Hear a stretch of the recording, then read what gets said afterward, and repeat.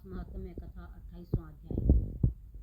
श्री नारायण बोले, चित्रगुप्त धर्मराज के वचन को सुनकर अपने योद्धाओं से बोले, यह कदर्य प्रथम बहुत समय तक अत्यंत लोभ से ग्रस्त हुआ, बाद चोरी करना शुरू किया, इसलिए यह प्रथम प्रेत शरीर को प्राप्त कर बाद वानर शरीर को जाएगा। तब हम इसको बहुत से नरक यातना देंगे। हे भटलोक, धर्मराज के गृह में यही क्रम श्रेष्ठ है। इस प्रकार चित्रगुप्त से आज्ञा प्राप्त होने पर भयंकर भट्ट लोगों ने चित्रगुप्त की आज्ञानुसार शीघ्र वैसा ही किया। उस ब्राह्मण को पीटते हुए प्रथम प्रेत योनि में करके फल रहित वन में रखा। उस ब्राह्मण ने प्रेत योनि को प्राप्त कर एक निर्जन गहन वन में वह ब्राह्मण क्षुधा और तृषा से अत्यंत व्याकुल होकर रहने लगा। प्रेत योनि में होने वाले दुख को भोग कर बाद में फलों की चोरी करने से होने वाली वानर योनि को गया। सुंदर शीतल जल और छाया तथा फल पुष्प से युक्त जम्बू खंड के मनोहर सुंदर कालंजोर पर्वत पर वहाँ इंद्र ने बनाया हुआ एक उत्तम कुंड है। मानसरोवर के समान पवित्र सत्पुरुषों से सेवित, पापों का नाश करने वाला, देवताओं को भी दुर्लभ मृग तीर्थ नाम से प्रसिद्ध है, जिसमें श्राद्ध करने से पितर लोग सद्गति को चले जाते हैं। वहाँ पर देवता लोग दैत्यों के भय से मृग होकर निरंतर निर्भय स्नान करने लगे, इसलिए विद्वान लोग उस कुंड को मृग तीर्थ कहते हैं। मनुष्य शरीर को प्राप्त कर यह ब्राह्मण वहाँ पर फलों के चोरी करने के पाप से प्रथम वानर शरीर को प्राप्त हुआ। नारद मुनि बोले, त्रैलोक्य को पवित्र करने वाले रमणीय मृग तीर्थ में पाप कोटि से युक्त वह दुष्ट वानर कैसे वास करता रहा? हे नाथ, हे तपोधन, मेरे मन के संदेह को दूर करिए। सूत जी बोले, हे विप्र लोगों, इस प्रकार नारद मुनि से प्रेरित होने पर अत्यंत प्रसन्न तपोनिधि नारायण भगवान नारद मुनि का सत्कार करते हुए बोले। श्री नारायण भगवान बोले, कोई चित्रकुंडल नाम का महान वैश्य था। पतिव्रत धर्म परायणा तारका नाम की उस वैश्य की स्त्री थी। उन दोनों ने भक्ति से पवित्र श्री पुरुषोत्तम मास का व्रत किया। जब श्री पुरुषोत्तम मास का व्रत करते उन दोनों का पुरुषोत्तम मास बीत गया। अंतिम वाले दिन के आने पर स्त्री के साथ हर्ष से युक्त श्रद्धापूर्वक चित्रकुंडल ने उद्यापन किया। पुरुषोत्तम मास के उद्यापन विधि करने से वेद और वेदांग को जानने वाली गुणी स्त्री से ब्राह्मणों को बुलाया। हे नारद, वहाँ पर धन के लोभ से कदर्य भी आया। उद्यापन विधि के पूर्ण होने पर चित्रकुंडल ने बहुत बड़े दानों से उस सपत्नीक ब्राह्मणों को प्रसन्न किया। उन समस्त ब्राह्मणों को से प्रसन्न होने पर भूयसी दक्षिणा को दिया। उस दिव्य भूयसी दक्षिणा से प्रसन्न अन्य सब ब्राह्मण गृह को चले गए, परंतु लोभी कदर्य उस वैश्य चित्रकुंडल के सामने रोता हुआ खड़ा हो गया और विनय से नम्र होकर गदगद वाणी से बोला, हे चित्रकुंडल, हे वैश्यस, हे भगवत भक्ति से सूर्य, आपने पुरुषोत्तम मास का व्रत विधि से अच्छी तरह किया। इस तरह पृथ्वी तल में कहीं पर किसी ने भी नहीं किया। आप कृतार्थ हो, सर्वथा भाग्यवान हो, जो तुमने परम भक्ति से पुरुषोत्तम भगवान का सेवन किया। तुम्हारे पिता धन्य है और तुम्हारी पतिव्रता माता धन्य है, जिन दोनों ने तुम्हारे जैसे पुत्र को पैदा किया। यह पुरुषोत्तम मास धन्य से भी अधिक धन्य है, जिनके सेवन से मनुष्य इस लोक के और परलोक के फल को प्राप्त करता है। हे विषामपते, तुम्हारी इस पूजा को देखकर मैं चकित हो गया। अहो, तुमने बहुत बड़ा काम किया, इसमें संदेह नहीं है। हर्ष से दूसरे ब्राह्मणों को भी बहुत सा धन दिया। हे भूरिद, भाग्यहीन, मेरे लिए क्यों नहीं देते हो? इस प्रकार कदर्य के कहने पर चित्रकुंडल वैश्य ने कदर्य को धन दिया। कदर्य ने धन को लेकर प्रसन्नता के साथ उसको जमीन में गाड़ दिया। वहाँ पर कदर्य ने श्री पुरुषोत्तम की बड़ी पूजा देखी और धन के लोभ से पुरुषोत्तम मास की प्रशंसा की।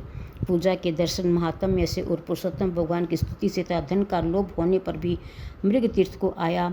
सूत जी बोले, दर्शन से, स्तुति से, धन के लोभ करने से भी दुष्ट वानर को उत्तम तीर्थ का सेवन हुआ। हे द्विज लोग, श्रद्धा से आदरपूर्वक पुरुषोत्तम देव के दर्शन और स्तुति में तत्पर सपत्नीक के पुण्य का क्या कहना है? नारद मुनि बोले, हे ब्राह्मण, सुंदर वृक्षों से शोभित, सुंदर शीतल जल वाले, मनोहर घनी छाया वाले वन में उसके रहने का कारण क्या है, सो आप मुझसे कहिए। श्री नारायण बोले, हे नारद, हे अनग, तुम सुनो। सुनने की इच्छा करने वाले तुमको मैं कहूँगा। इसमें कुछ कारण है जिसके श्रवण से पापों का नाश हो जाता है। जब समस्त अर्थ और फलों के दाता दशरथ के पुत्र रामचंद्र जी ने समुद्र में सेतु बांधकर दुष्ट रावण का नाश किया, उन रामचंद्र जी ने विभीषण को छोड़कर बाकी समस्त राक्षसों का वध किया, किसी को नहीं छोड़ा। अग्नि में परीक्षा कर सीता को ग्रहण किया। ब्रह्मा, शंकर, इंद्र आदि देवता रावण के वध से प्रसन्न होकर बोले, हे राम, तुम वर को मांगो। ऐसा कहने पर भक्तों को अभय करने वाले श्री रामचंद्र बोले, हे देवता लोग, यदि इसमें वरदान देना है तो सुनो।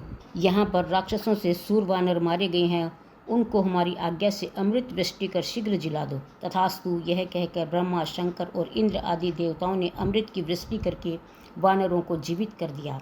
तदनंतर वे जयशाली समस्त वानर जीवित हो गए और चिरकाल तक शयन कर उठे हुए से समान देखने में लगे।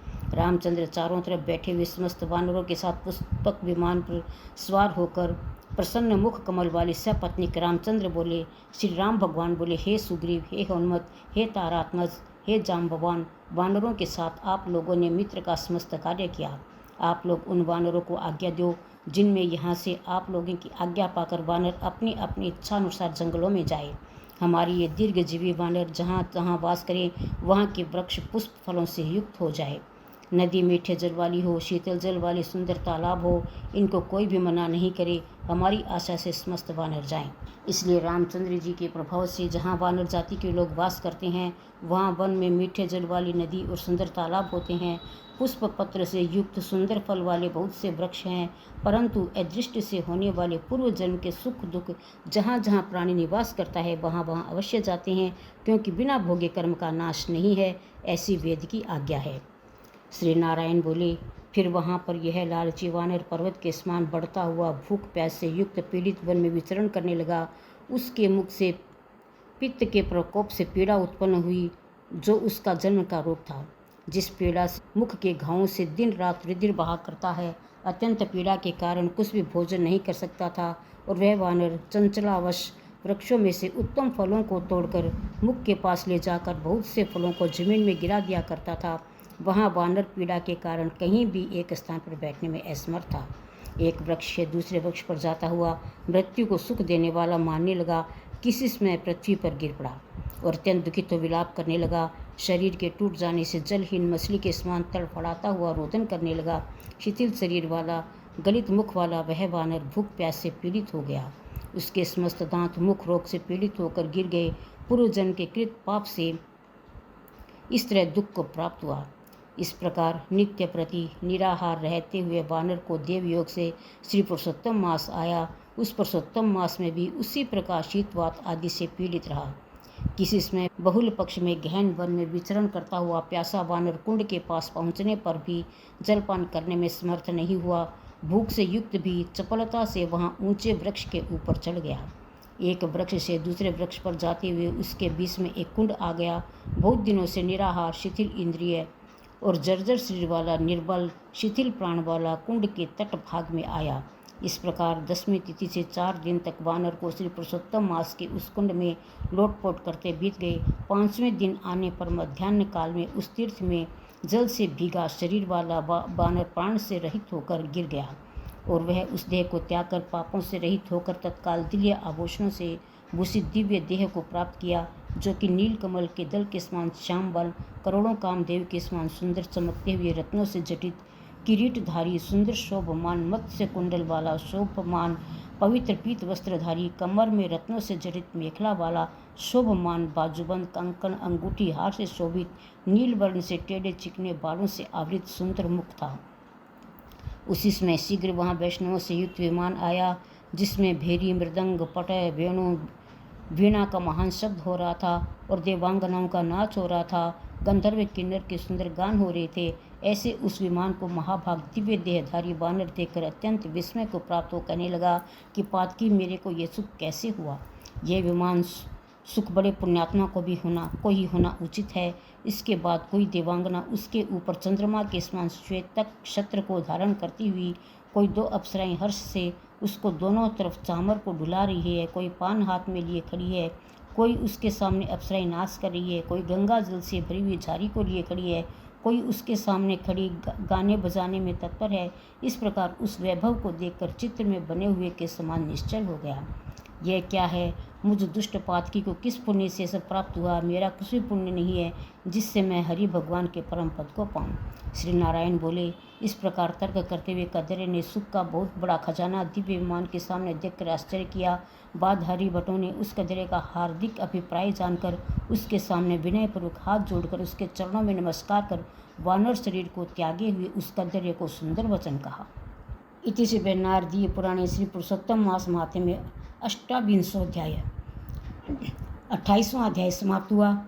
राम राम।